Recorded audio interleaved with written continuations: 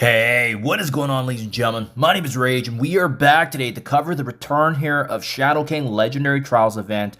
Very, very easy event, guys. Now, we're going to be going through all the nodes that I use in terms of the team synergies, but more importantly, how you can actually min-max this event. If you're like myself and you're already seeing this event returning every few, I think it's been back almost every month, from my memory anyways, but there's a nice way to do this where you don't necessarily need to invest in Gear Tier 20 for all your characters, and as well, you can actually finish 9 nodes to get all the rewards here, as you can see on screen. So the 9 nodes, not including the last one here, obviously we can just get everything here in terms of maximizing our Shadow King at 7 yellow stars, as well as the 4 red.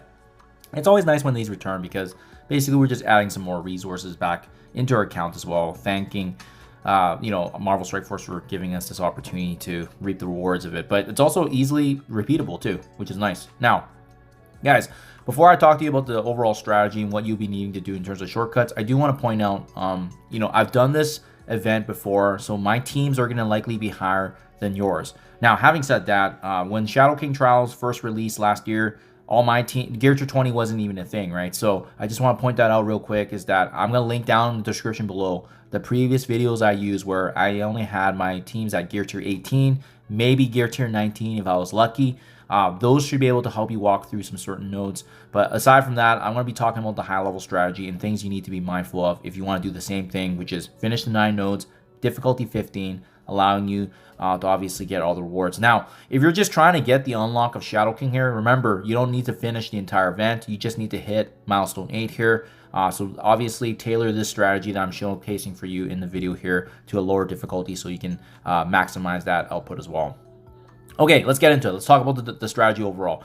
I like to first and foremost point out node 4. Before you even do anything, make sure that you understand this node 4, because of the fact that this is usually the bottleneck if you want to go deeper and further into the event. Even though it requires 2 specific teams, this node 4 is challenging because you're actually facing up a plethora of sentinels. Now, they're going to be starting off with their taunts, and if you don't have enough damage and burst, you're not going to be able to get through. So how do we combat that? Well, you bring in Nightcrawler. You prep Nightcrawler in node 1. Make sure that he has his ultimate ability, so that way you can use his ult at the get-go in node 4, and that's going to allow you that competitive advantage there. Having said that, do you need Nightcrawler? No. Now that they've added Invisible Woman MCU into the game, and given how powerful her ultimate ability is, she can actually override that and make this actually very, very easy now compared to before. So that's what we didn't have access to before, and she can definitely turn the tide of battle with her huge ultimate ability, which can wipe most of those sentinels as well. So just something to be mindful of. That's kind of part of the overall strategy in preparing. Once you're able to get through node 4, to be honest, most of the nodes are actually pretty straightforward if you have the required teams, and it's just more so understanding the strategy of the nodes. And again, I'll have that gameplay footage down in the description below if you guys need to see the actual play-by-play of what I do in the node. Now, before we even also talk about each of the individual attacks I did, let's talk about the mods. You need a total of 85 mods here in order to land that 1.4 million score. So I'll just quickly scroll down here so you can see, right? Magneto is right, resistance is futile, stronger together. Most of these benefit our team anyways. Hero character, they gain 20% speed bar. In my opinion, the 2 most important mods are making sure that your arena ability, so Are You Not Entertained, and Cosmic Crucible abilities in Forged in Fire. These 2 allow the required teams that we need to bring up to have their full synergistic forces, so that way you can use them to the utmost for some of these node playthroughs. Okay, so 85 mods. That's going to get you 1.4 million if you finish the 1.9, if you finish the 9 nodes in total here for this Legendary Trials event. Now, let's talk about the individual nodes here and what I actually used. Node 1, easy joke. You can basically bring in any team. In the past, I think I brought in my Extreme X-Men plus Old Man Logan, and you can easily hit auto. Now, the reason I bring in some of these characters like Blade, Thanos Endgame, Oath, as well as Old Man Logan, well, chances are you're going to be using these characters more often than once in this entire run through. So if you want to build up some of their ultimate abilities, Thanos Endgame actually has exposure, so Nightcrawler can actually land that exposure to help him as well. But either way, I like this mix because of the fact that you likely will have Night Stalkers built up already as we're waiting for Immortal Weapons to be released. And aside from that, Old Man Logan is later needed for one of the Mercs for money nodes, and as well, I already pointed out why we need Nightcrawler there. And Thanos Endgame, you need him as well for a required node. So it's just kind of building on what you already need to build up. Node 2. Illuminati, you don't have a choice. If you have Captain Britain, this is the best go-to team here.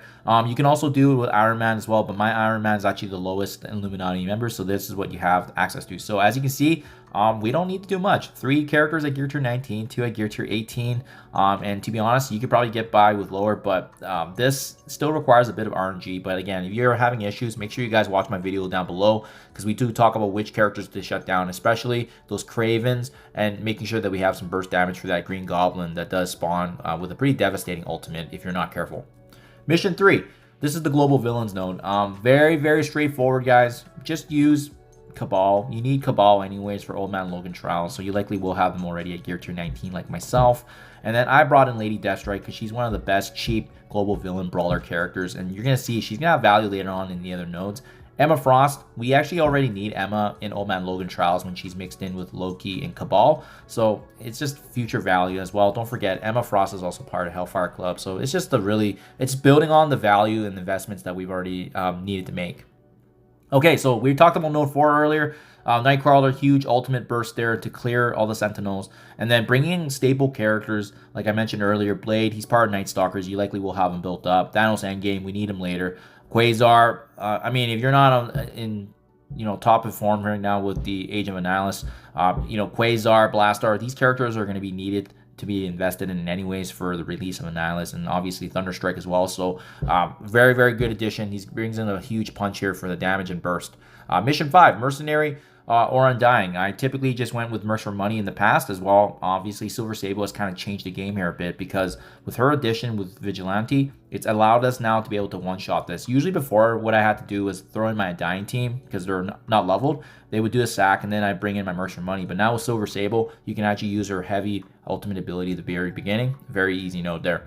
Node 6 takes a little bit of RNG at times, and again, watch my video down below if you guys are having issues, but Thanos Endgame is key with the synergy of Gladiator and Gore, and you don't need to build up Ultimus and Silver Surfer, as you can see right there. My Thanos Endgame is really high up because of the Age of X progression, but in the past I did this with Gear Tier 19 as well, as those Annihilator characters are part of the arena meta. Easy mission 7 here, Cabal plus Lady Deathstrike, Emma. You can probably just auto the node. It's a joke. Brawler non-mythic, another easy section here. Once you get through that initial node 4, I mean, this is just a straight up auto fest, especially given some of the more powerful characters like Quasar and Invisible in MSCU. And then last but not least, we have the Mercenary and Dying section. Old Man Logan just absolutely carries. He is the GOAT for those 2 nodes there. So there you guys have it. That's my full run through here, just getting through all the way of Shadow King Trials once again completed. Hopefully this helps you guys out, and again, I'll have everything linked down in the description below if you guys need some additional assistance. Thank you for your time as always, and I'll catch you guys in the next one.